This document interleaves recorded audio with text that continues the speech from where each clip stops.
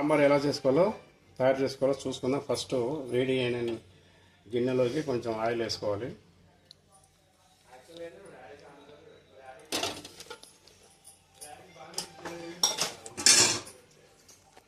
తర్వాత వేడి అయిన తర్వాత కొంచెం జీలకర్ర వేసుకోవాలి.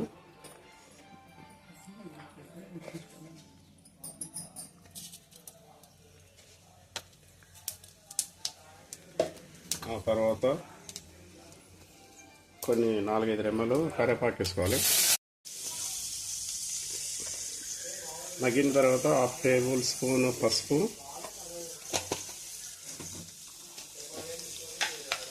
1 టేబుల్ స్పూను కారము,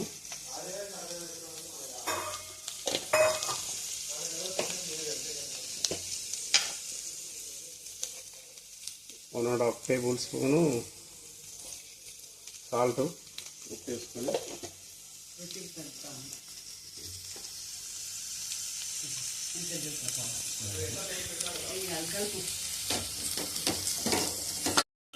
ఇప్పుడు టమాటా వేసుకోవాలి. ఒక 5 నిమిషాల వరకు అవి ఉడకనివ్వాలి.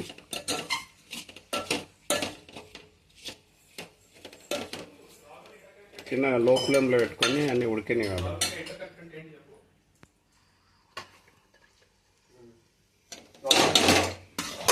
ఒక 5 నిమిషాల వరకు మూత పెట్టుకొని ఉడికించుకోవాలి.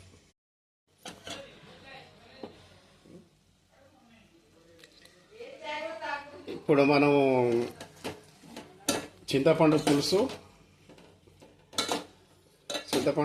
కొంచెం పోసుకొని బాగా ఈ మసిలే వరకు ఉంచాలి.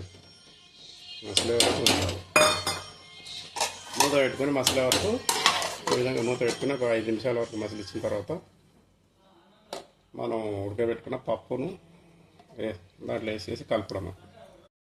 నీళ్ళలో కలుపుకొని మనకు ఇంతకుముందు ఉడికించుకున్న పులుసు వేసుకొని అన్నీ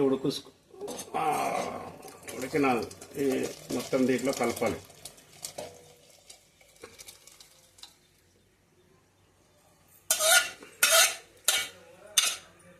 చూడండి ఫ్రెండ్స్, ఎంత కలర్ఫుల్గా ఉందో. ఇది సూపర్గా కనపడుతుంది. సాంబార్ తింటే మళ్ళీ చేసుకోవాలి, మీరు చేసుకొని తినాలనిపిస్తుంది. సూపర్ కలర్ వచ్చేసింది. ఇప్పుడు దీన్ని బాగా మసిలిచ్చిన తర్వాత